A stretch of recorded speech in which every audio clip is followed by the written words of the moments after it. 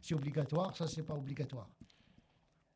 Et des commentaires par rapport à l'intervention D'accord, que vous venez d'avoir tous les deux. d'accord. Je les lis Oui, à oui, chaud, vas-y, comme ça, parce allez-y, que ici, il n'y a pas de censure pas de quand ça problème. reste correct. Reda Al-Maliki, Fouad écrit: Je partage l'avis de Tarek Obrou, pardon. Il a parfaitement raison. Avant de vouloir porter un bout de tissu sur la tête, il faut avoir un comportement parfait ou qui tend vers la perfection. Tarek a parfaitement raison. Même si je ne partage pas son avis sur le voile, pour moi, il reste une obligation. Mais je dois dire que ça fait très plaisir de voir un homme, influence notoire, nous défendre et nous représenter avec humilité comme il le fait. Tarek, continuez votre combat et continuez à nous défendre comme vous le faites. Une remarque, un commentaire de Jamila qui écrit: J'aime bien ce que vous dites ici, mon ami, mais concernant les comportements, on ne saura jamais atteindre la perfection. En plus de ça, ce n'est pas le foulard qui représente une femme, et la femme n'existe pas à travers ce bout de tissu, bien au contraire. Sans la femme, ce foulard n'a dû jamais exister. Et pour moi, c'est un acte d'adoration, une liberté de choix. Je vous livre bride de brut, sans retrancher ni arranger à ma sauce. Vous parliez pas d'un voile pour les hommes aussi? C'est la barbe. La barbe. Naturel. Un Oui, foulard mais naturel qui cache le visage. enfin, bon, moi, Non, une si plaisanterie. je peux me permettre, oui, voilà, heureusement, parce que j'allais dire, si je peux me permettre de vous contredire, je dirais que la barbe, c'est un hadith vraiment ahad, hein, Non, non, où c'est pas. non, mais là, on va Ça n'a aucune justement valeur, pouvoir c'est rentrer pas dans les important. hadiths Mais je précis, parce plaisante. que, oui, oui. Non, mais c'est intéressant ce que vous dites, parce que justement, c'est ce fameux hadith qui est brandi pour le voile sur les cheveux, c'est le hadith d'Asma, qui est quand même un hadith ahad. Non, non, c'est pas hadith ahad. Hadith mursal, il est interrompu. En plus, non mais attendez, j'ai pas fini, j'allais le dire. Mais C'est pire encore. non mais ce que je veux dire, c'est que le lien qu'il y a avec la barbe, c'est que les deux hadiths sont ahad déjà. Mais en plus, Tous les hadiths sont ahad. le voile, le hadith d'Asma, j'ai eu une grande discussion justement où je me suis fait presque apostropher, virer, insulter Il n'y a pas de hadith d'ignorante parce que j'arrêtais pas de dire que ce hadith est mursal et que c'est le seul qui l'a authentifié, c'est Albani, et qu'Albani n'est pas une référence. Non, non, il a authentifié. Attention, Albani, il a Bayhaqi, non, c'est il a Bayhaqi. authentifié. Il a dit mursal sahih parce qu'il peut être interrompu. Il faut L'Irairihi. Oui, oui, oui. Mais le mursal, il peut être mursal sahih parce qu'il y a des Alors, canonistes qui se réfèrent à faut dire hadith mursal, ça veut dire altéré. interrompu, c'est-à-dire entre Ibn Dukayn et Aïcha. Il manque un... De Ibn Dukayn, il rapporte que Aïcha lui a dit alors que Ibn Merci. Dukayn ne l'a jamais rencontré. Abu Daoud, qui l'a fait sortir dans son ouvrage, lui-même, il a dit c'est un hadith daïf. Qu'il a reconnu lui-même. Voilà. Tout à fait. Non, mais c'est intéressant. Continuez, parce que ce Écoutez, hadith-là est toujours brandi. Tout à l'heure, je pense, Jamila, il a dit c'est un acte d'adoration. Écoutez, les actes d'adoration sont tellement multiples. Si on signifie par l'acte d'adoration comme les 5 prières, comme le jeûne du mois de Ramadan, je dis non. C'est un acte éthique, oui, mais pas un acte cultuel. C'est toute la C'est différence. très important. Le foulard, c'est pas la kippa, c'est pas la croix, c'est pas un symbole. Laisse shi'aran. C'est pas un objet cultuel comme la kippa pour le judaïsme, ou bien la croix, ou bien le foulard des nonnes, des sœurs catholiques. Il n'a pas la même symbolique. Et puis, il y a le Coran, c'est vrai, il y a des textes qui laissent entendre cette obligation. Mais il n'y a pas un texte univoque dans le Coran qui oblige la femme à cacher ses cheveux. C'est implicite, certes. Il n'y a pas non plus de hadiths qui sont authentiques unanimement qui obligent la femme à le porter. Et supposons qu'il y a des hadiths, et supposons que c'est une obligation qui est l'avis majoritaire des savants de l'islam. Il s'agit de l'aura soghra, c'est-à-dire il s'agit d'une partie, on dit les parties honteuses, l'aura mineure, c'est-à-dire tout ce qui doit être dérobé au regard. Voilà, c'est-à-dire de l'homme ou de la femme. La femme qui n'aurait pas caché ses cheveux n'aurait pas commis une faute grave, kabira, parce qu'il n'y a aucune sanction ni une menace eschatologique réservée à la femme qui ne met pas le foulard. Tous les hadiths qui rapportent, les hadiths qui disent hadiths, que... c'est apocryphe, c'est pas hadith daïf, c'est apocryphe. J'entends souvent les femmes dire, quand il fait très chaud, il n'y a qu'une seule, quand elle porte le voile et qu'il fait très très chaud, mais 40 degrés, elle dit, il suffit simplement que je pense à l'enfer, je suis d'un coup rafraîchie. Ça n'a rien à voir.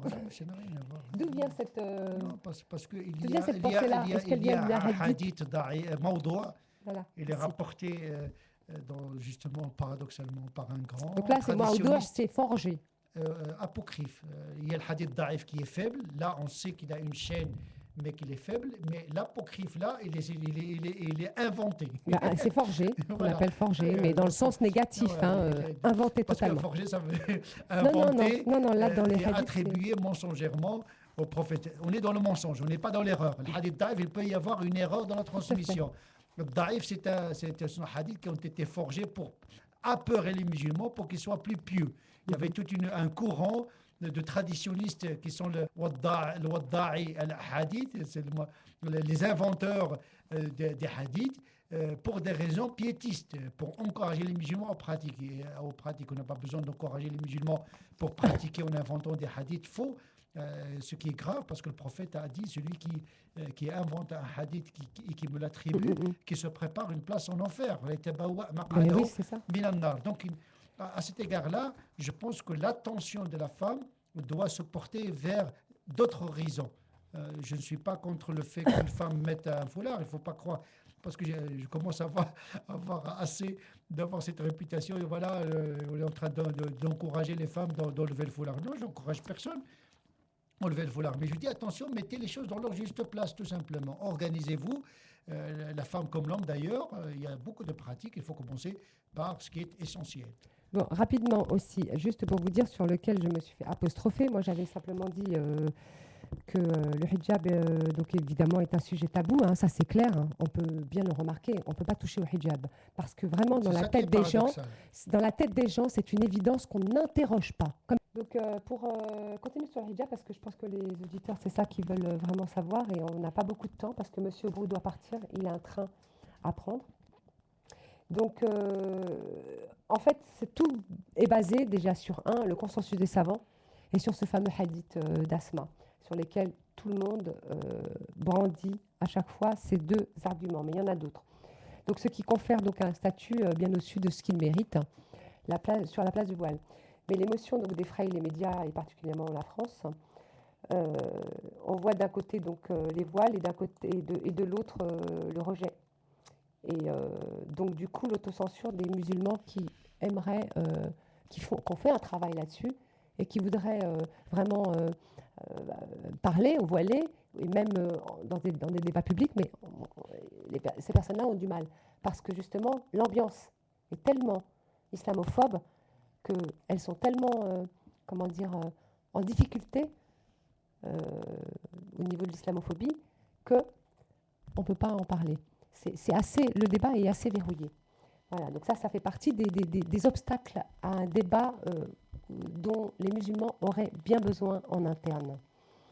Maintenant, on peut dire que ce qui amène, il y a les 3 versets du Rima, donc vous allez nous le dire réellement pourquoi le terme hijab, il est le terme utilisé partout dans le monde, alors que le terme on est tous d'accord que c'est vraiment le couvre-chef, c'est le khimar. Alors que les autres, c'est le hijab qui est un tissu, alors qu'il y a ces 8 versets dans le Coran qui parlent de hijab. 7 autres sont abstraits, totalement. Ça peut être un mur invisible entre, par exemple, Marie et ceux qui devaient la lapider. Donc, elle a été protégée par Dieu, d'une certaine manière, dans la grotte. Moïse, pour entendre Kalim Allah, il avait un hijab, parce qu'il a protégé de Dieu. C'est le prophète. Parce que sinon, il devait brûler. Par exemple. Dieu a parlé directement. Oui, Dieu reste derrière un voile. Voilà. Alors, c'est quoi ces histoires de voile? Pourquoi il s'est hijab alors que sur 8 versets, il n'est à aucun moment question d'un tissu sur la tête? Ça, c'est une question. Alors qu'on sait que c'est un qiyas qui a été fait par les savants à une certaine époque et qui ont vraiment techniquement renvoyé ce hijab à tous les voiles. Il faut mettre un peu d'ordre dans tout cela. Le hijab a été évoqué concernant les épouses du prophète. Oui, c'est un rideau. Voilà, ici, les compagnons n'avaient pas le droit d'aborder directement les épouses du prophète vu leur statut particulier. Et Anissa al-Nabi, lastunna ka'ahadin min an-nisa.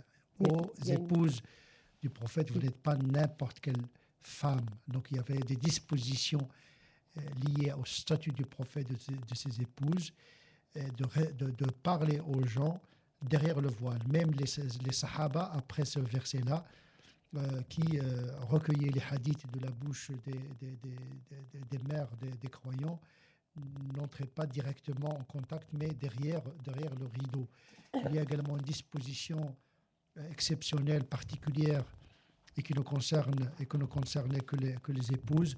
وَقَرْنَ فِي بُيُوتِكُنَّ, restez dans vos demeures. C'est pour cette raison, après la mort du prophète, beaucoup d'épouses du prophète ne sortaient même pas pour le pèlerinage surrogatoire. Sauf Aïcha qui est sortie pour des raisons politiques. Oui, mais enfin, il y a des différentes versions par rapport à... vous êtes nul pareil aux autres. Vous n'êtes pas du tout pareil aux autres. C'est ça. Il y a Nisa al-Nabi, lastunna ka'ahadin min an-nisa. Vous n'êtes pas n'importe quelles épouses. Donc, ce sont des dispositions liées uniquement aux femmes. On n'a pas le droit de faire le qiyas parce que c'est manquer de respect au statut du prophète. Alors, pourquoi on l'a fait? Non, même si on n'est pas là pour juger les personnes qui l'ont fait. Les gens qui disent le hijab, c'est un abus de langage, tout simplement. Au lieu de dire le khimar ou bien le couvre-chef, ils disent le hijab par abus de langage. Mais les jeunes, c'est apparu vers les années 80, ce terme-là. Ah non, le début. Non, c'est les années 80. Le foulard, on l'a appelé le hijab vers les années, vers les années 70, 80. C'est devenu, comme on dit, une femme met le hijab, ça veut dire il couvre ses cheveux. Est-ce qu'on dit mutahajiba? Mutahajiba, oui, qu'il donc fait elle le foulard. est couverte. Mais c'était dans le langage des courants islamistes à l'époque. Il y avait une désécularisation, un retour à la religion, aux pratiques, etc. Mais moi, j'ai vu sur les textes anciens, parce que j'ai travaillé sur les 3 premiers siècles, il y a tantôt les hadiths d'Ibn Hajar, par exemple, qui est le plus connu et un des plus fiables, parle de hijab, et d'un autre côté, une autre fois, parle de jilbab, parce que les deux sont complètement confondus. Non, alors c'est qu'il y a bien eu une confusion déjà à cette époque-là. Non, il n'y a jamais eu de confusion chez les savants. Je vous assure que j'ai des hadiths. Le mutahajiba, c'est elle qui reste chez elle, même dans notre culture, par exemple, la culture marocaine et d'autres cultures, on dit cette femme mutahajiba, c'est une femme qui ne sort pas de chez elle. Voilà, la terminologie a changé. Merci. On dit cette femme mutahajiba et ne sort jamais. Alors le de la problème. maison. Donc le mot s'est déplacé au fil de l'histoire et aujourd'hui on l'utilise par convention. Voilà. C'est pas un terme coranique, c'est pas un terme théologique, mais mais par coranique, mais c'est pas dans le sens coranique. Oui. On l'utilise par convention pour simplifier les choses. On dit voilà, cette femme mutahajiba, mais cette femme n'est pas mutahajiba. Et en faisant cette classification, on donne l'impression qu'on a tout dit. Et on dit qu'elle est mal. On a tendance, je dis pas tout le monde. Et on mélange tabarruj. Tabarruj, c'est une femme non seulement qui ne découvre pas ses cheveux, mais c'est une femme qui exagère dans la mise en relief de son corps. C'est ça le tabarruj. C'est l'excès. C'est pas le fait d'être découverte. Ça s'appelle soufour. Al-mar'a safira, ça veut dire elle est découverte. Mais elle peut être découverte tout en restant pudique. Donc, les termes peuvent créer un grand malentendu. C'est ça le Beaucoup problème. de jeunes aujourd'hui, et même dans le monde musulman, on utilise parfois des termes, pas dans le sens coranique, mais dans un sens usuel, conventionnel, qui a été repris dans une période. D'accord, ça c'est pour le mot hijab. Après, il y a le mot jilbab. Jilbab, c'est inversé. Jilbab, voilà, les femmes à l'époque du prophète sortaient la rapidement, nuit, sortaient la nuit avec des habits légers. Il y a des circonstances de révélation là pour ces choses-là. Le Coran a demandé quelque chose de banal. La femme, quand il veut sortir de chez elle, qu'il ne sorte pas avec une chemise de nuit. Voilà. Qu'il met une mante, tout simplement. Voilà. On ne sort pas avec parce que les femmes à l'époque, pour faire leurs petits besoins, il n'y avait pas les toilettes chez elles. Donc ils sortaient pour faire leurs besoins la nuit et ils se faisaient agresser par les voyous. Donc il a dit voilà, pour vous démarquer par rapport aux esclaves, et ce qui est Oui, c'est ce paradoxal, que j'allais malheureusement dire. on n'aura pas le temps de... C'est une disposition en vérité anthropologique et d'ordre sociologique pour distinguer la femme libre de la femme esclave. D'ailleurs, Omar ibn Khattab interdisait aux esclaves musulmanes de se couvrir les cheveux et de porter le Tout à djilbab fait. pour se distinguer. Pourquoi? Parce qu'ils travaillaient, tout Et en- simplement. et Ce en- serait une gêne pour cette... Parce que le hurra ne travaillait pas. Et donc, son vêtement, c'est normal, il va être plus ample, etc. Alors que le jariya, l'esclave, il est au service de la famille, c'est une domestique, donc il va au souk, au marché, donc il travaille, donc c'est normal qu'il doit être habillé plus légèrement. Donc, en effet, on distingue la hurra de l'esclave, Ama. de la hama. Et on s'aperçoit aussi que le code, le vêtement en islam n'a jamais été codifié en dehors de la prière. Je suis très claire là-dessus. Non, même dans la prière, non. Non, Il y a eu, la on a codification. codifié Non, pour la prière. عورة الرجل في الصلاة وعورة المرأة في الصلاة هي عورتها خارج الصلاة وعورته خارج الصلاة. Ça veut dire on fait la prière avec les habits qu'on porte normalement devant les gens. Mais ce qui m'intéresse, c'est ce qui a Non, été non, mais écrit déjà de l'époque, non, moi, mais les 3 c'est premiers simple, siècles. c'est très simple, c'est une règle très simple. Quand on est devant Dieu, on est devant les habits qu'on met devant les gens, tout Oui, mais, simplement. oui, mais il y a un consensus quand même des savants, c'est ça qui est important. Et la question, elle est de savoir si est-ce qu'on déconstruit ce consensus qui, Non, qui c'est fait une règle. Non, c'est infaillibilité. consensus, عورة Oui, mais الرجل في الصلاة هي عورته ça خارج n'empêche الصلاة. pas que pendant la prière, le consensus est vraiment, il n'est pas minimal. Hein. Là, Je vais vous dire, les Hanafites, par exemple, permettent la découverte des cheveux pendant la prière à la femme. c'est surtout Ibn Arabi qui, Non, non, pas Ibn Arabi, Shahid qui le Sadr. permet. Non, Arabi, c'est un malikite. Non, c'est pas malikite. On discute parce qu'on n'est pas d'accord, donc on a le droit aussi. Moi, j'ai fait des études, donc je suis dedans. Non, mais c'est passionnant, mais Et- ils sont là, ils vous écoutent, et il y a aussi des questions. Et comme tu m'as Allez-y. inquiète Oui, un petit alors, peu avec le train qu'il doit dernièrement, prendre, dans le FIRC, on s'aperçoit que le il y a une voile question de figure- Françoise Dudu que tu as Ah oui, reçue il n'y a pas d'accord, très vas-y. longtemps. Hein. Voilà, Je peux bonjour. vous inviter la prochaine émission pour Avec faire une plaisir. émission à vous. Avec plaisir, parce que j'en ai beaucoup. Hein. Mais On n'a pas le Ça temps, serait malheureusement. frustrant de ne pas Vous vous pouvez- laisser dire vos... Non, mais c'est pour que vous puissiez et qu'on puisse justement... Mais vous pouvez revenir quand Bon, vous peut-être voulez. Hein. mes invités, peut-être tout le monde les connaît, peut-être pas. Tarek, vous revenez quand vous voulez, la porte est ouverte. Hein. Alors, je lis la question de Françoise. Sur le voile, pourquoi dans le discours juridique musulman se limite-t-on à considérer ce que dit le Coran, qui n'est pas explicité sur ce point, puisqu'il s'agit en somme avant tout de cacher la poitrine, c'est-à-dire les seins, point d'interrogation, ou des hadiths qui faibles, sans jamais considérer le fait qu'il n'y a aucune logique à s'habiller au XXIe siècle comme au VIIe siècle. Seuls les littéraires tentent de s'habiller comme du temps du prophète. La majorité des musulmans hommes considèrent que l'on s'habille comme l'ensemble des concitoyens. Pourquoi n'en est-il pas de même pour les femmes? Pensez-vous que les religieux hommes doivent porter la responsabilité de la visibilité de l'islam dans l'espace public par les femmes? Je vous ai entendu sur Inter il y a peu et vous faisiez remarquer que l'interprétation qui débouche sur l'obligation du voile est une interprétation masculine. Pourquoi ne le rappelez-vous pas aujourd'hui? Merci pour votre esprit d'ouverture, cordialement, Françoise Dutu. Vous l'avez rappelé vous-même, donc c'est bon, je confirme. Mais oui, écoutez, pour l'instant, lorsqu'on lit le fiqh, c'est toujours le fitna de la femme, la femme tentatrice, etc. C'est un paradigme récurrent dans la pensée d'un certain nombre de savants qui pensent la loi pour la femme. Maintenant, c'est à la femme de voir. On devrait faire un fiqh de femmes, Oui, féministe. c'est à vous c'est votre affaire. Donc en fait, on s'aperçoit que dans vous allez me dire si vous êtes d'accord ou pas, mais je pense que je suis sûre de ce que je dis. Dans le fiqh, il n'y a que 3 chapitres où l'on parle du voile. Et ça pose aussi, ça peut être, ça a son avantage et son inconvénient.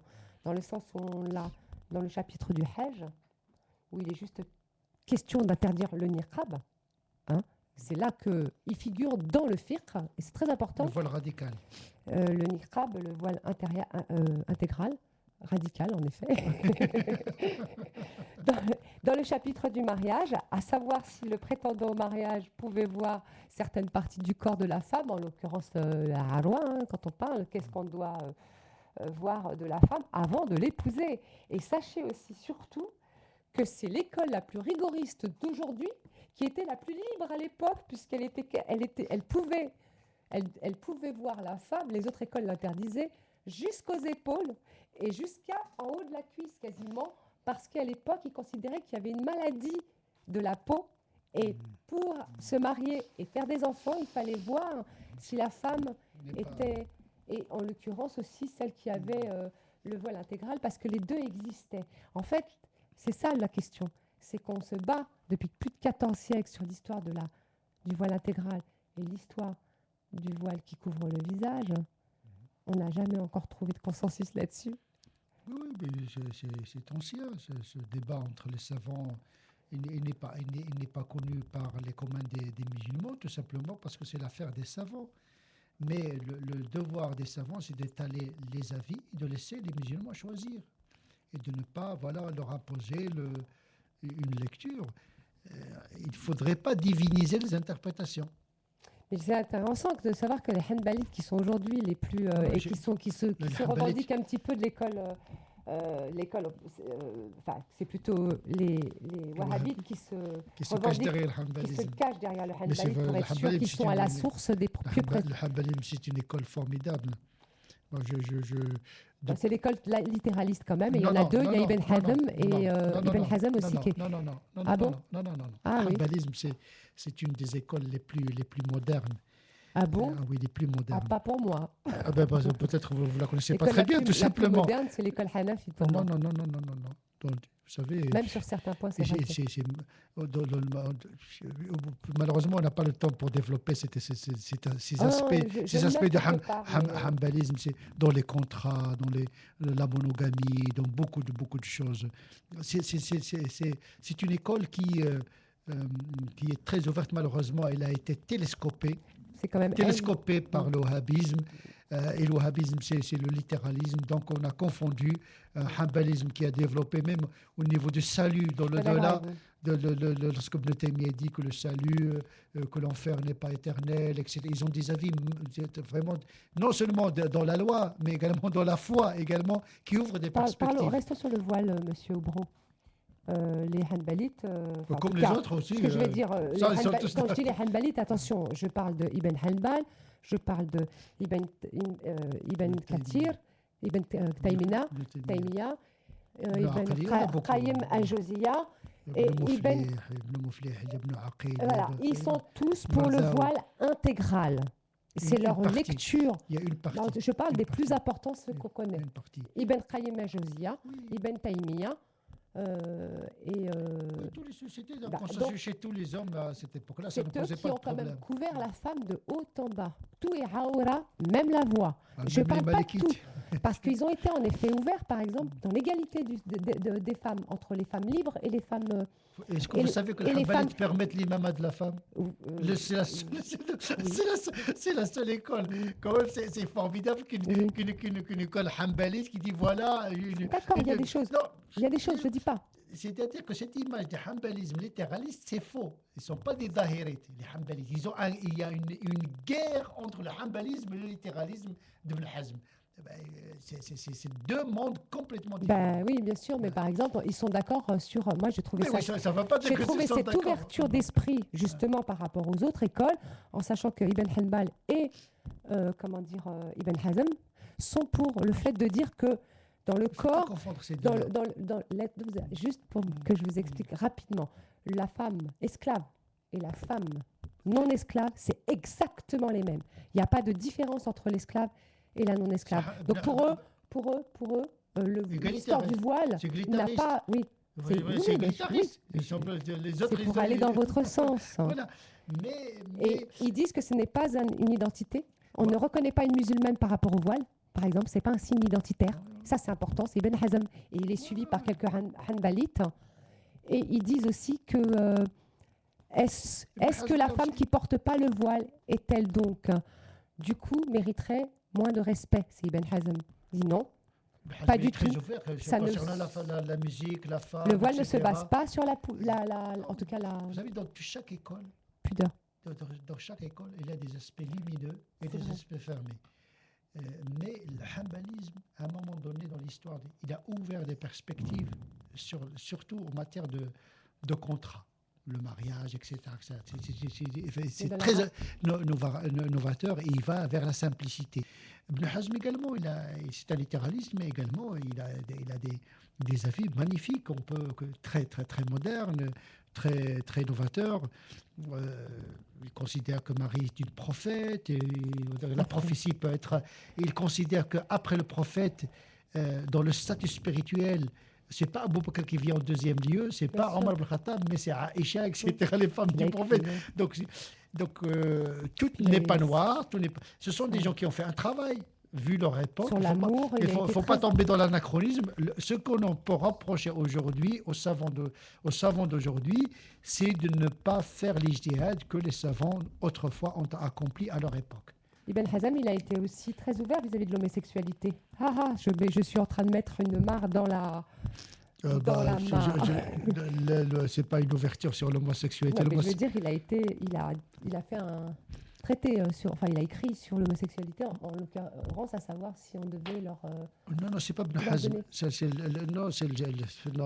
C'est pas lui. C'est le Jahid qui a écrit. C'est littéraire, ça. Non, Jahid, c'est un mu'tazilite, c'est un théologien, c'est un faqih. Jahid, c'est un grand théologien. Oui, oui. C'est lui qui a écrit Al-Hayawan. Hayawan, oui, mais Hayawan, c'est littéraire. Hein. Non, c'est l'éthologie. C'est l'éthologie. Le premier, c'est un naturaliste. C'est une des études de l'observation de l'animal. C'est pas la Kitab al-Aghani al-Asbahani, c'est pas Mu'jam al-Udaba. Non, c'est le Jahid qui a écrit un discours entre quelqu'un qui fait l'éloge de l'homosexualité et quelqu'un qui fait l'éloge. C'est un discours Kitab al-Aghani. fictionnel. D'accord, vas-y. Oui, justement, il y a une question. Simplement, il y en a qui demandent, à juste raison, puisque nous étions à l'heure et vous étiez en retard, qui demandent désolé. à quelle heure vous comptez partir. Il y a une heure. À 13h. À 13h. Donc il nous reste encore 20 minutes. Bon, allez, On va question. peut-être avoir le temps. Donc. Question. Non, mais ils posent la question, moi je leur réponds. Alors c'est Soleiman qui écrit sur l'homosexualité. Vous avez déclaré, sur l'homosexualité, je dis que sa pratique n'est pas préconisée par l'islam, mais que les musulmans homosexuels sont des musulmans à part entière. C'est une déclaration de Tarek Obrou. Cela ne vous gêne-t-il pas d'être cité par l'imam homosexuel Ludovic Mohamed Zared pour justifier l'ouverture d'une mosquée, salle prêtée par des bouddhistes pour prier et surtout pour pratiquer le mariage pour tous, la Fatiha pour tous?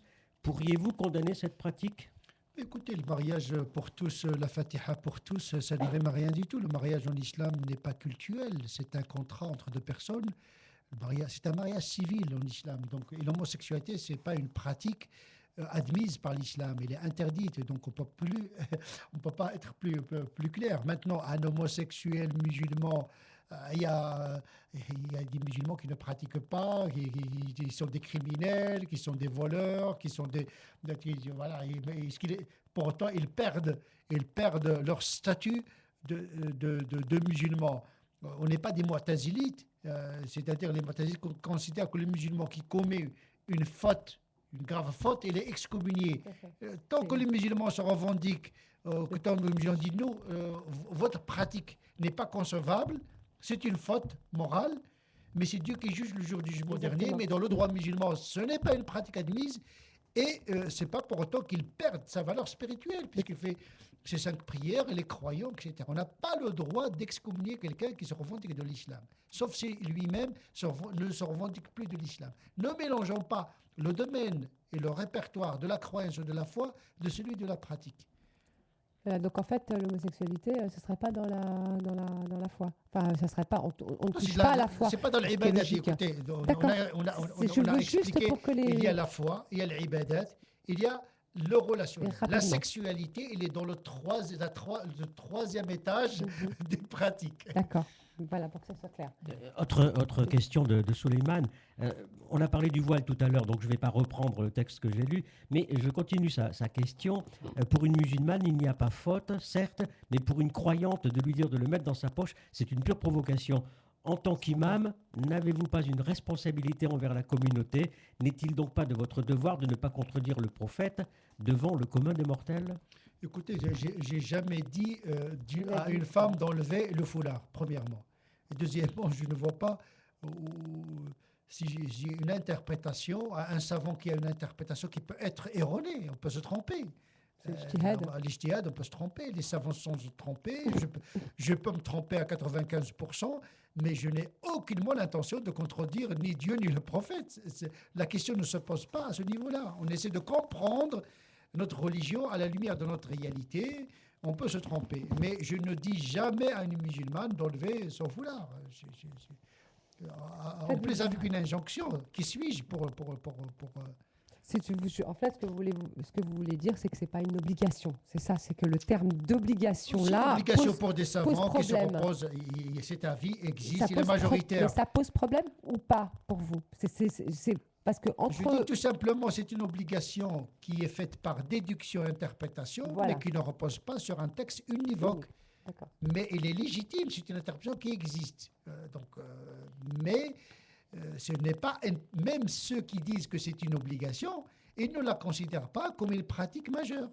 J'ai une question, je ne suis pas, autant que Marika, mais je me pose la question, nous sommes en 2013, est-ce qu'il n'y a pas quelques conseils qui sont obsolètes par rapport à ce qu'était l'islam il y a 3 siècles, il y a 5 siècles, en 2013 est-ce qu'il n'y a pas besoin d'un peu plus d'ouverture Vous comprenez ce que je veux dire? Est-ce que je me suis bien Oui, exprimé? j'ai très bien l'argument compris. de la temporalité. D'abord, il y a une chose, c'est que l'être humain n'a pas changé. Depuis la nuit des temps, l'homme, c'est l'homme.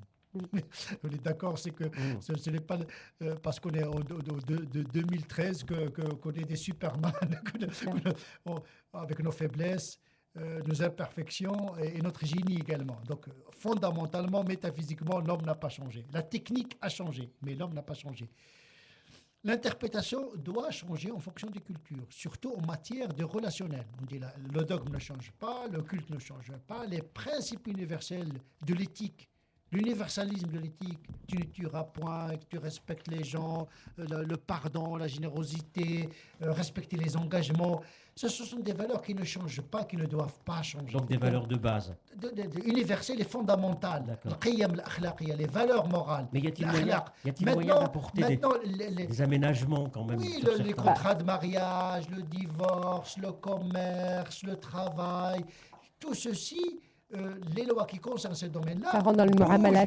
Ils ont toujours bougé, même au Moyen-Âge, ils ont bougé, ils doivent bouger parce que cet aspect horizontal de la vie, sociétale, politique, économique, bouge, donc l'interprétation doit bouger.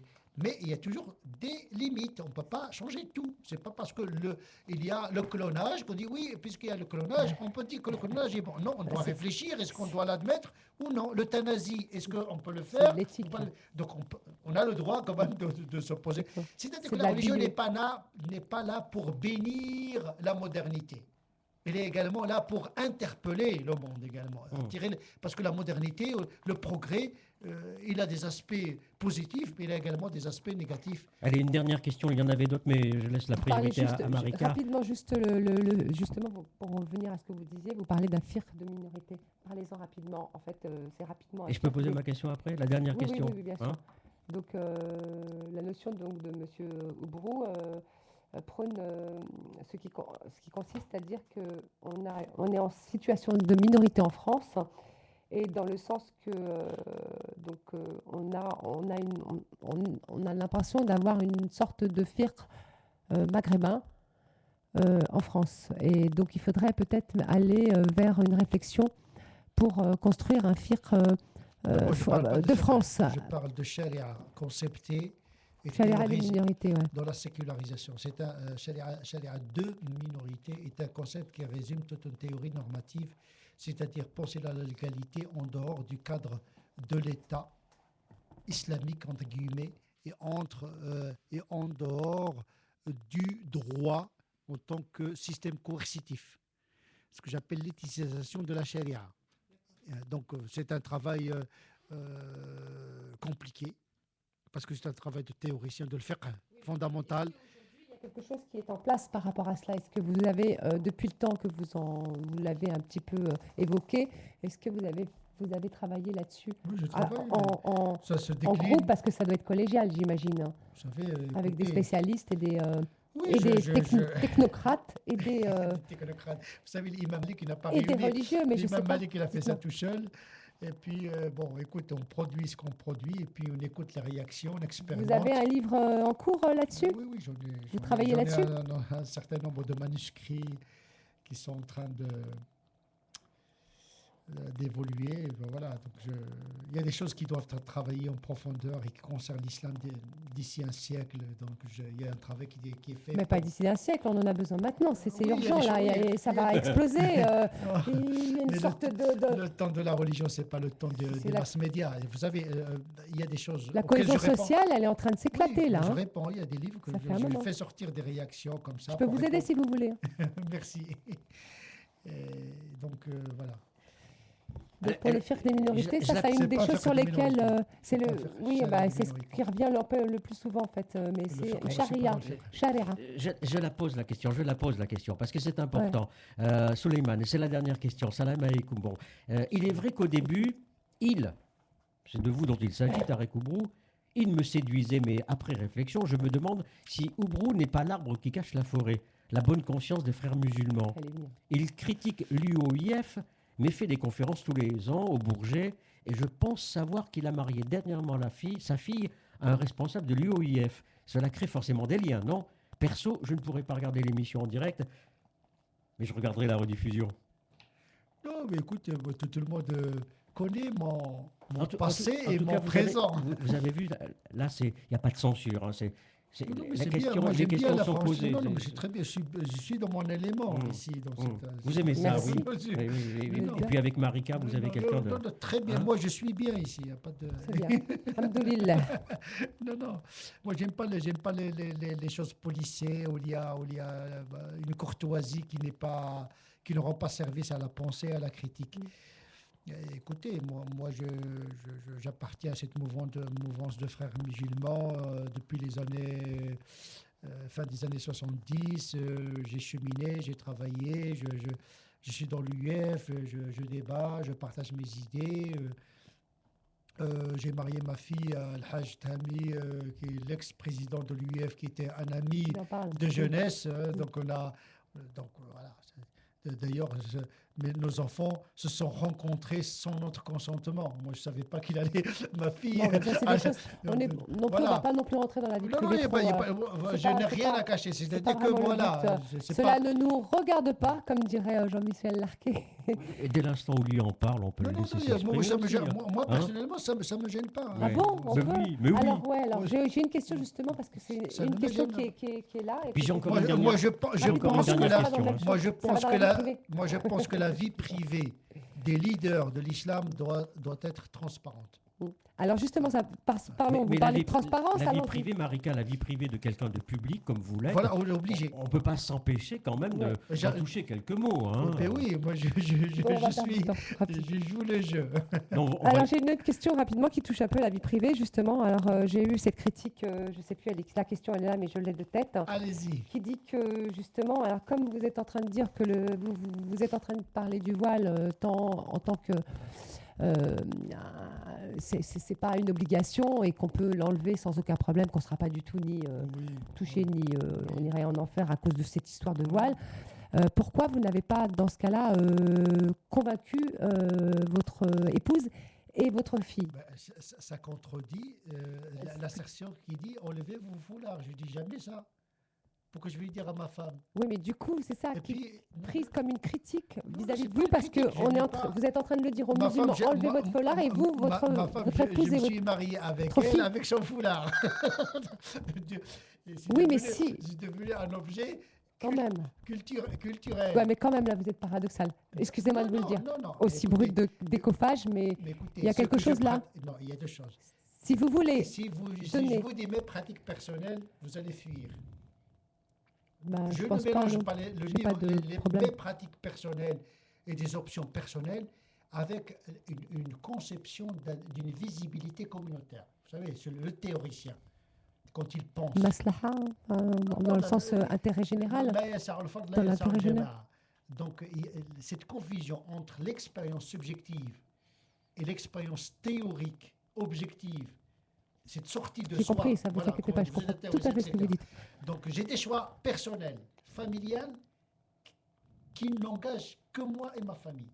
Et et je dois donner une latitude aux gens de se construire à partir de leur Oui, mais histoire. sachez que Mais vous quand n'êtes pas on parle d'une- crédible vis-à-vis des musulmans quand vous leur dites que vous pouvez enlever votre voile. C'était vraiment Une dérogation. c'est une réalité. Oui, je mais ne c'est peux pas une dérogation. déroger c'est-à-dire, d'à cela. vous pouvez, mais vous n'avez pas l'obligation de l'enlever. Non, évidemment. Ben, Je c'est suis ça. d'accord. Une autre question, justement. Je ne suis pas en train C'est de, bon. de tomber dans l'autre côté. Vous avez l'obligation de vous dénuder. Non, pas du tout. Je ne pense pas que vous l'aviez dit. Une autre question de notre Permission ne veut pas dire internaute. obligation. Tarek Obrou, une autre question de notre internaute. Il est vrai que ce personnage, toujours vous, a tendance à m'énerver parce que je ne sais pas où il est vraiment. Autant les médias tapent sur Tariq Ramadan, qui lui, je trouve, a un discours plus clair, alors que Oubrou passe comme une lettre à la poste, alors qu'il est plus opaque. Vous auriez un double discours, Je sais comme pas. dirait, pour les musulmans. Et J'en j'allais vous poser une question. Et Tariq Ramadan, en fait, J'allais vous poser une question provocatrice. Seriez-vous en train de réécrire l'islam? Non, non, j'ai Non, pas non. cette hauteur. J'ai pas cette hauteur. Je suis qu'un petit imam qui essaie un petit peu de penser les choses et les partager avec ses. un avec petit imam, excusez-moi, j'ai d'abord pour la critique du voile, ça c'est ce qui est revenu le plus. On vous en a vraiment voulu par rapport à l'histoire du voile. Alors là, surtout les femmes voilées, j'ai plus poussé les le- maris, plus les amis, plus les solidaires, plus ceux qui n'étaient pas voilés, C'est ils vous vrai. en ont voulu, je vous C'est assure. vrai. Je peux vous le dire parce que. Oui. Alors j'ai eu donc Safia qui dit ce que j'ai lu un peu sur Internet, ce que j'ai repris rapidement. J'attends d'avoir le livre, de lire le livre entre les mains. Tarek Obrou est un labyrinthe des mots qui fait son discours et il a l'air et la manière de complexifier les idées. Bien franchouillard pour faire ses prêches en bon français. Donc il est considéré donc comme un grand théologien. Pour autant, il ne voit pas pourquoi on fait tout un plat concernant l'islamophobie, entre guillemets. Mon ami, l'islamophobie, elle n'existe pas selon lui. Le terme n'est pas du tout approprié.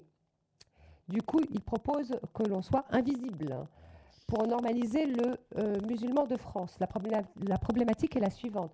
Comment se faire oublier en tant que musulman alors qu'on nous rappelle sans cesse notre islamité? Sa réponse, être moins musulman?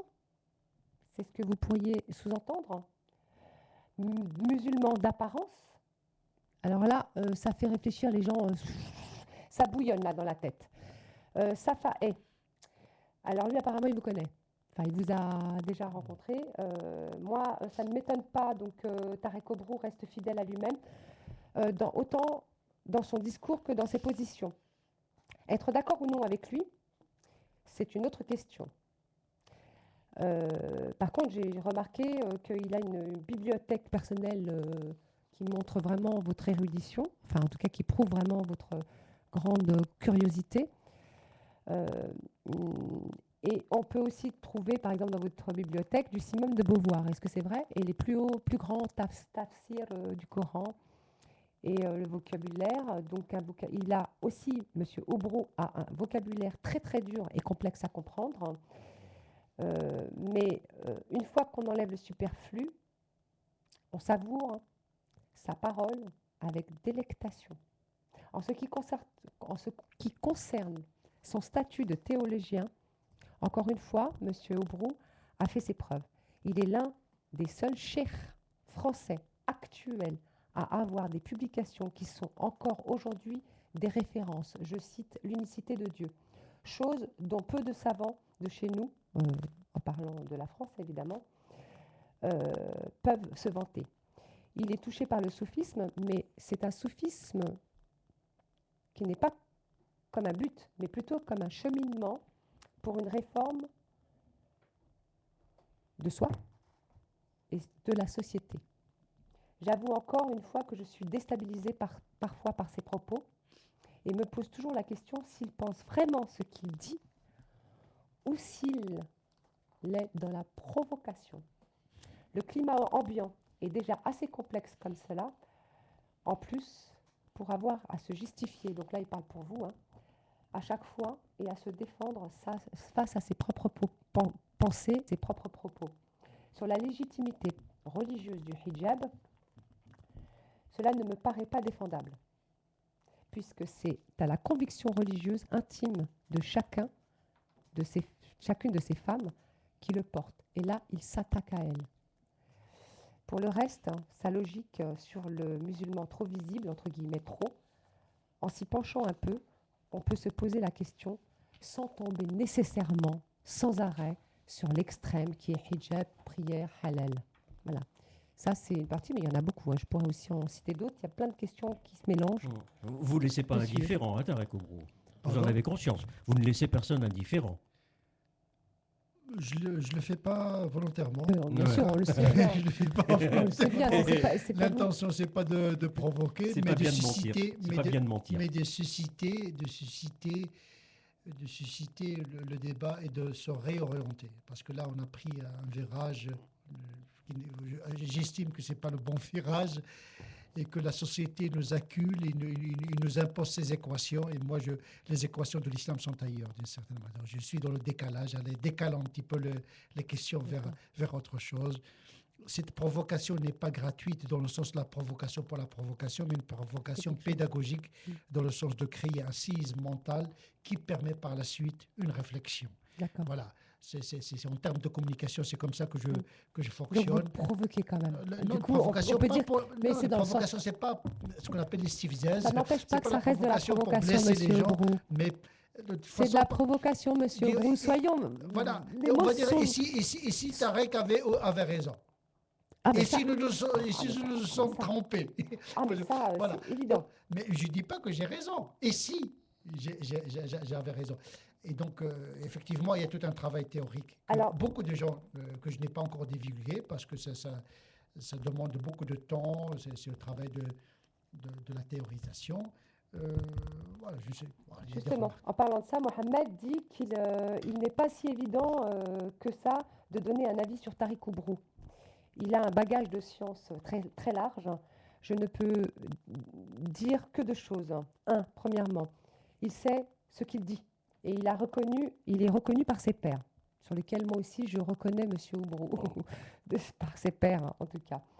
Et on ne peut pas être toujours d'accord avec lui, parce que dans sa méthode d'ijtihad, il est pour la charia de minorité, chose où il n'y a pas d'unanimité chez les savants.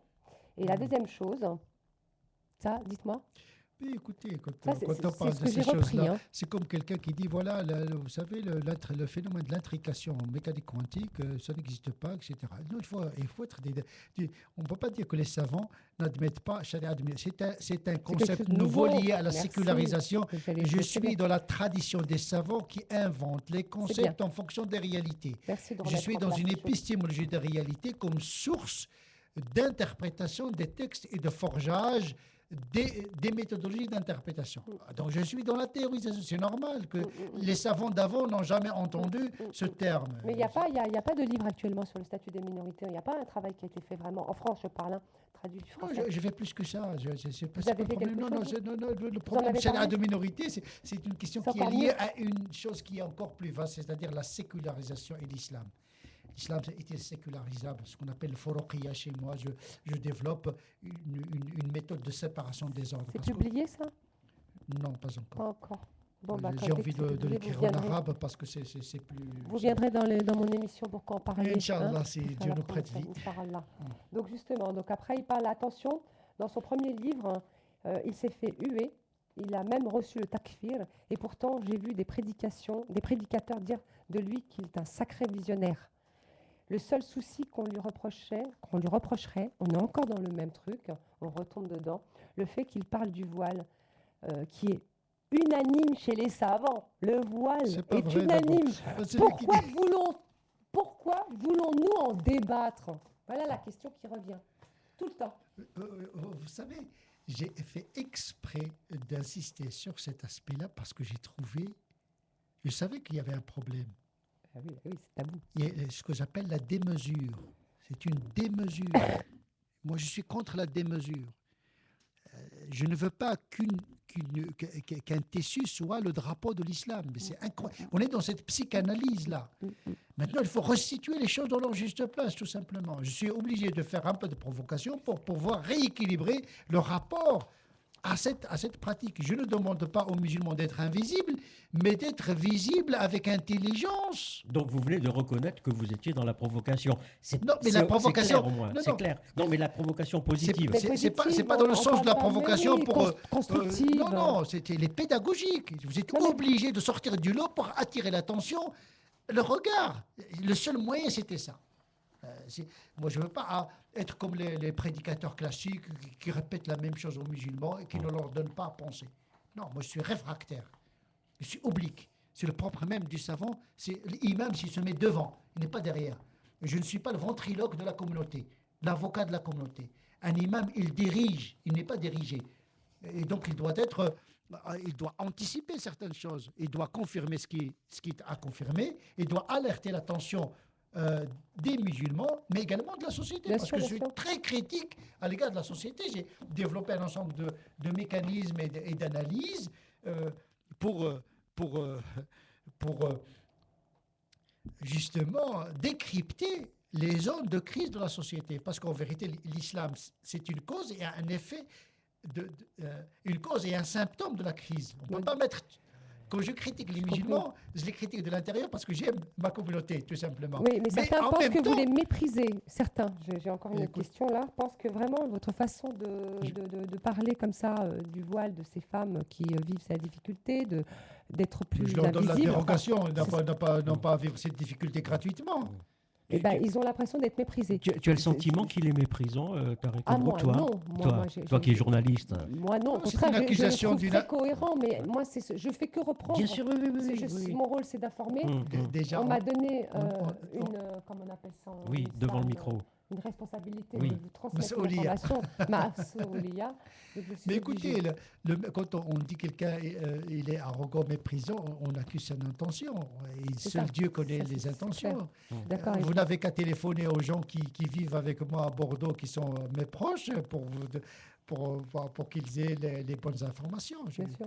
J'ai Reconnu j'ai par sacrifié votre toute ma vie, entre guillemets, sacrifié, c'est un gros mot. J'ai toujours vécu dans les mosquées avec la deuxième génération, les enfants depuis les fins des années 70. Vous les connaissez Je suis bien, je connais très très bien ma C'est ça. communauté. C'est parce que je l'aime que je suis très critique à son égard. tout Alors, je simplement. pense que ceux qui vous connaissent, avec qui vous avez travaillé et côtoyé, eux peuvent comprendre cette critique que vous donnez. Enfin, en tout cas, cette façon de leur parler. Sauf Mais que là, je vous vois parlez à qu'il- des millions, Sauf qu'ils des ne me milliers- défendent pas toujours. des Pourtant, ils millions de connaissent. personnes qui vous écoutent, parce que de plus en plus, quand même, vous passez dans des médias mainstream. Vous êtes quand même Je ne suis pas très médiatisé. adulé. écoutez, Vous non, êtes non, adulé non, pas quand du même. tout. Mais Aussi, revenez plus souvent, revenez plus souvent. Mais là, si vous voulez, c'est en direct, hein, vous le savez, c'est en direct. Hein. Oui, il regarde la montre, il a raison. Les trains n'attendent pas. Hein. Ils ne sont pas jamais à l'heure, Tarek, les trains. Sauf qu'il part à Bordeaux, là. Oui, mais Bordeaux, c'est pas loin. Il y en a pour 3h30 à Prendre des peine. trains Puis derrière. il y a des trains Hein toutes les heures. Allez. J'ai un retour Il y a- également. il y a J'ai des 2 trains voyages toutes par les heures. semaine. Mais c'est Là, peut-être vous aussi, montrez la c'est vidéo, vous peut-être dites que aussi, vous étiez vraiment en direct. c'est peut-être aussi, si vous voulez, cette façon qu'ont les Voilà. médias d'être en direct et d'être policés, formatés, surtout pas heurtés. Là, moi, je vous découvre, je vous avais entendu à quelques reprises, il n'y a pas très longtemps aussi sur Europe 1, je vous découvre plein de bonne volonté, provocateur certes, mais pour faire avancer les choses. Ce que je pensais tout à l'heure en t'écoutant, Barika, c'est que de temps en temps, il y a besoin de quelques bons coups de pied au cul, c'est ce qu'on disait nous en Auvergne, pour que les gens reprennent le droit chemin. Écoutez, quelle est l'intention de mon travail? C'est d'apaiser le musulman, de le réconcilier avec lui-même, d'aller vers l'essentiel, parce qu'il y a beaucoup de souffrance dans la communauté musulmane. Ils pensent que certaines pratiques vont les protéger, mais en vérité, ils ne les protègent qu'à court terme. Voilà, j'essaie un petit peu de dire, attention, il vaut mieux un imam qui vous fait mal et qui vous dit la vérité qu'un imam qui vous dit, voilà, allez, tenez bon, mais lui, il se prend toutes les dérogations imaginables et possibles pour lui, pour sa femme et ses filles. Moi, je fais le contraire, tout simplement. J'essaie de pratiquer le plus rigoureux possible, selon mes limites, mais je donne la dérogation à la masse écrasante. Ça ne concerne que la masse écrasante de la plupart des musulmans qui ne sont pas forcément pratiquants. Et également, je parle en même temps à la société, parce qu'on ne peut pas construire cette religion entre nous, musulmans. Il faut faire place à l'autre également dans le dispositif du discours sur l'islam. Il faut que le non-musulman soit présent dans ma façon de parler aux musulmans. Parce que je prépare les musulmans à vivre dans un monde où il y a d'autres valeurs, où il y a d'autres croyances. Donc moi, je voulais vous montrer vraiment qu'il y avait eu des réflexions que j'ai vues sur le réseau social et sur lequel j'ai vraiment surveillé vraiment beaucoup de débats, où j'ai repris vraiment tout ça. Et il y a eu des réflexions très, très intelligentes par rapport à un moment où c'était très houleux suite au Monde, au papier sur le Monde.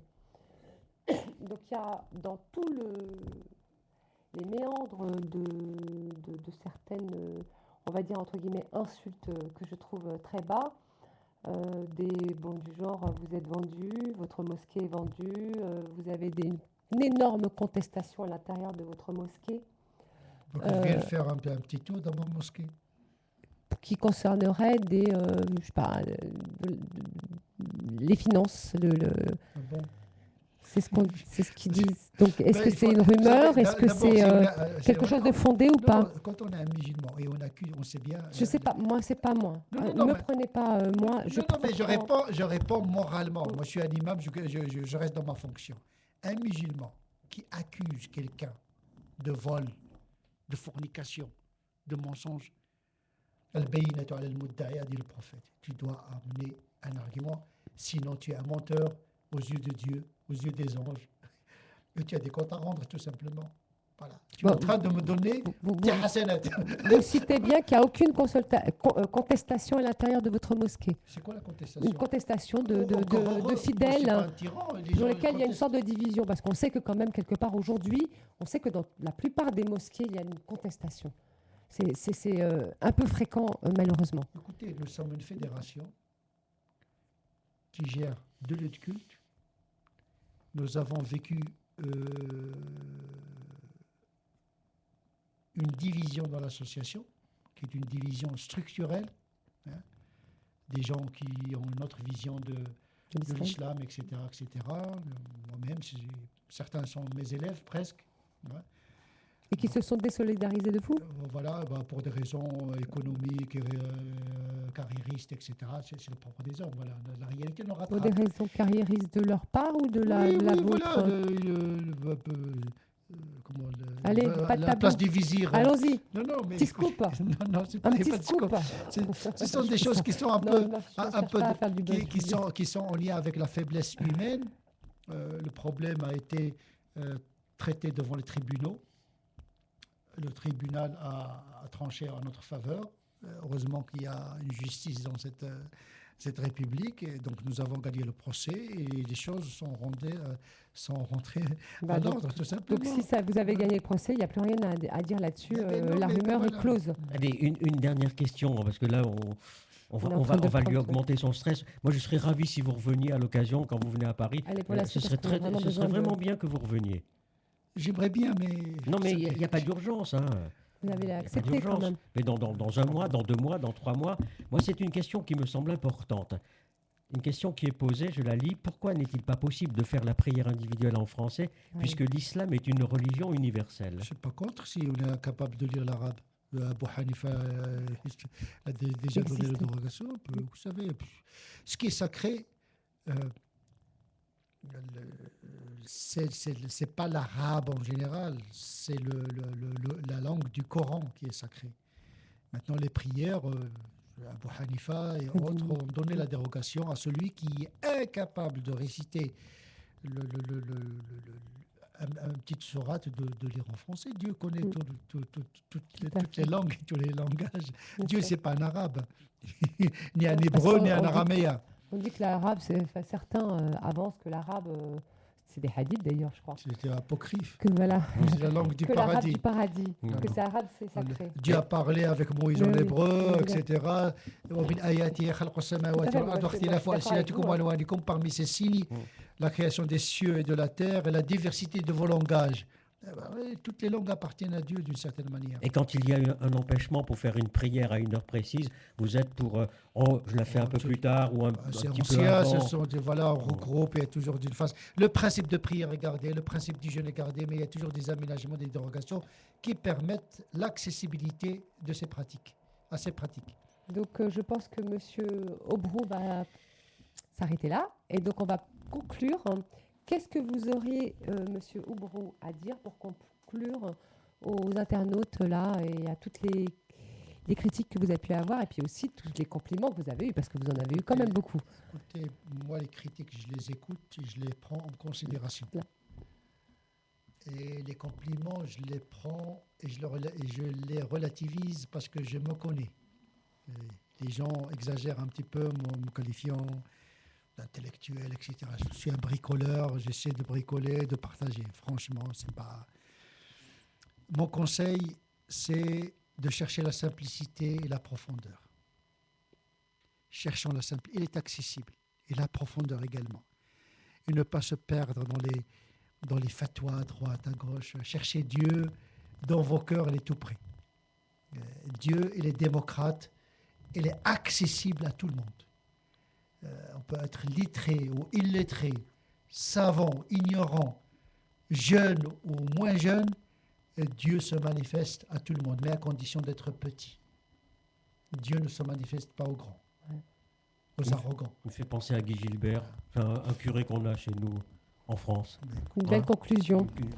Et les musulmans doivent retrouver ce que les musulmans d'antan avaient, une intuition, je le dis toujours, ça, une intuition morale aiguë et un savoir, quoi, un grand savoir, une connaissance par rapport à ça.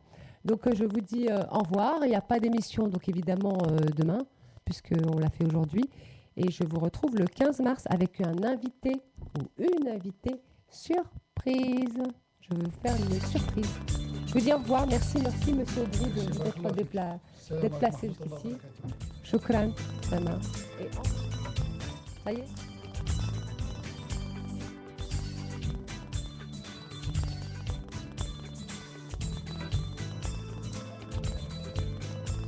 Bien, Marika vous l'a dit, vous la retrouverez le 15 mars. C'est terminé pour l'instant. On se retrouve tout à l'heure. Nous nous retrouvons tout à l'heure de 17h à 19h pour une autre émission. Il y aura 2 émissions aujourd'hui. Une autre émission avec Olivier Buirette, vous le savez, qui est professeur d'histoire des Balkans à la Sorbonne. Et Olivier Buirette et moi, puisque je serai aussi encore là, nous parlerons d'une période de l'histoire de France, la Renaissance, qui a annoncé l'époque moderne. Rendez-vous tout à l'heure, 17h, 19h, sur la Web TV Radio Étoile du Cœur pour Histoire d'en parler avec Olivier Buirette. Au revoir.